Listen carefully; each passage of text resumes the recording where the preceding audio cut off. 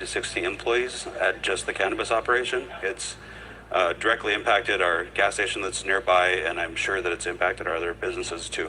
Their success is spreading far beyond their operations in Flame Drew as their brand begins to grow nationwide. So as you guys can see, some of these tribes are doing big things when it comes to the reservations and just stuff for the good herb. We're seeing it in Minnesota, Wisconsin, South Dakota, New York. It feels like they're everywhere. But let me know what you guys think about everything that we discussed in today's video, from the dirty bong water charge to the Minnesota laws being delayed. But also, have you ever been down to a res? Drop it in the comments down below and let me know. Now, some of you guys may have missed this, but there's some modern day reefer madness going on down in Texas, and they're just spreading straight up lies when it comes to the good herb. So if you haven't seen it, check it out because it's coming up right now.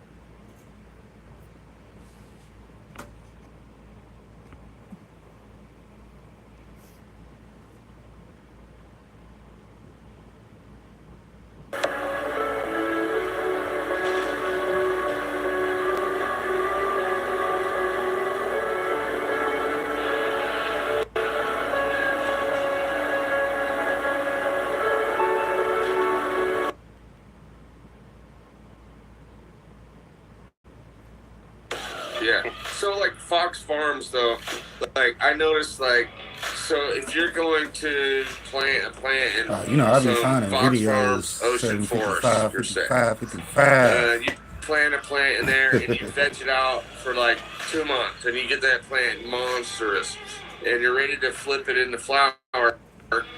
Now you have to add amendments to there because there's nothing left in it. Back up just a little bit. When you say you planted it for a couple months and it took off monstrous, do you know what's in that mix that makes that plant grow? Synthetic salts. It's pretty much what it is, but it's ammonium nitrate. So they spray this ammonium nitrate on sawdust, and that ammonium nitrate is like, it's like acid on a fucking slug. So think of the organic and biology that's in there. It's killing. They put that on there. You can throw a pile of that. It's called nitralized sawdust is what the industry calls it, as an amendment to mix it, and that's what they buy. Roots Organic, a bunch of them do that as an amendment, and that's their nitrogen pack. And then they tell you they put a bunch of guano and they do other stuff, and they don't put shit on it. That's what it is, and that's the reason, the difference between a good quality soil and them. And you just explained it, is they shot up and it grew some veg and it did really well. But the thing it's missing is that now, like if you grew in my soil or some good soil, it's not always my soil, but the difference between mine, you're asking, and Fox Farm and all the case studies, Fox Farm with ammonium nitrate in the soil, that plant will shoot up really quick. It grows quick, and it's for tomato plants. Just call it tomatoes. We'll just do tomato, but same thing with any other cultivar. Is it shoots up really quick and it puts off a few tomatoes, and the wind comes and that plant has no structure and it falls over and it's lanky, right? My soil versus the same tomato plant, you got a fucking heavy stalk, you got this plant that just fucking sits up and does its thing, and it's putting off tomatoes, you know what I mean? Yeah. So that's the difference. And why does mine do that? Because I have a living soil concept behind it. I want you to grow with bacteria. I want you to grow with fungi. I want you to do everything that is healthy in that plant.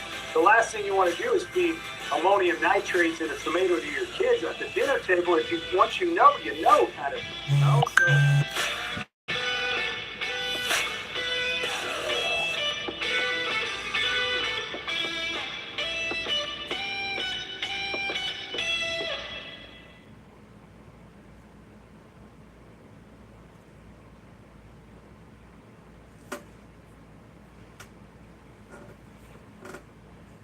So, So, okay, but what do you guys, what's your involvement? Because the THCA stuff is the stuff that you basically, what you sell through the mail, that's what you have to do. But then are you guys involved with actual traditional as well? Like, what's the divide there? We're thinking about it, but it's just like, traditional, when you say like that, you mean like the California medical recreational kind of systems. Like, the thing about that is we're selling the same product, but it's way more taxes, way more, licenses needed and regulation. And like,